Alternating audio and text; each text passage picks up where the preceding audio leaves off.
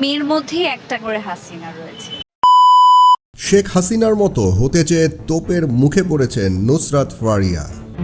আমাদের প্রত্যেকটা বাঙালি মেয়ের মধ্যেই এক একটা হাসিনা রয়েছে, এ কথা বলে পড়েছেন বিপাকে তিনি। শেখ মুজিবুর রহমানের জীবনী নিয়ে নির্মিত সিনেমা মুজিব একটি জাতির রূপকারে শেখ হাসিনার চরিত্রে অভিনয় করা চিত্রনায়িকা নুসরাত ফারিয়া সিনেমাটির প্রচারণায় এমন মন্তব্যই করেছিলেন। মন্তব্য করতে গিয়ে তিনি বলেছিলেন, তিনি শেখ হাসিনাকে মনে প্রাণে ধারণ করেন, শেখ হাসিনার মতো হতে চান তিনি। এ কথা বলেই যেন নিজের উপরে বিপদ ডেকে আনলেন এই চলচ্চিত্র নায়িকা। তিনি আরও বলেছিলেন, শেখ হাসিনার চরিত্রে অভিনয়ের পর জীবনে আর কখনো অভিনয় না করলেও তার আফসোস থাকবে না।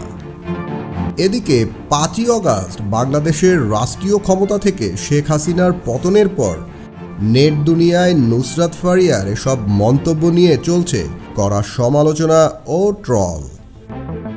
কেউ কেউ তো বলেই দিয়েছেন, শেখ হাসিনার মতো স্বৈরশাসন প্রত্যক্ষ করেও নুসরাত ফারিয়া কিভাবে তার মতো হতে চেয়েছেন।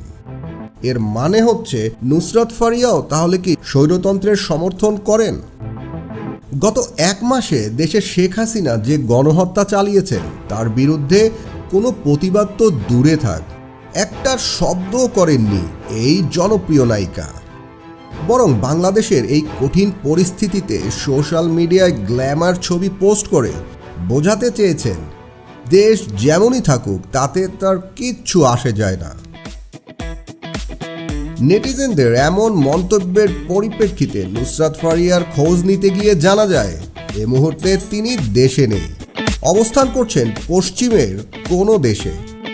হোয়াটসঅ্যাপে তার ব্যবহৃত মোবাইল ফোন নম্বরে কল দিলেও তিনি তা রিসিভ করেননি। এদিকে কাজ নিয়েও তার খুব একটা ব্যস্ততা নেই। কলকাতার একাধিক সিনেমায় অভিনয় করার কথা বললেও সেগুলো নিয়ে কোনো আপডেট দেননি তিনি গত কয়েক মাসে।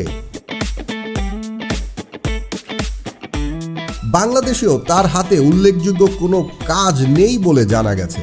সো ভিউয়ার্স, আপনার কি মনে হয়, শেখ হাসিনার স্বৈরশাসন প্রত্যক্ষ করেও নুসরাত ফারিয়া তার মতোই হতে চেয়েছেন?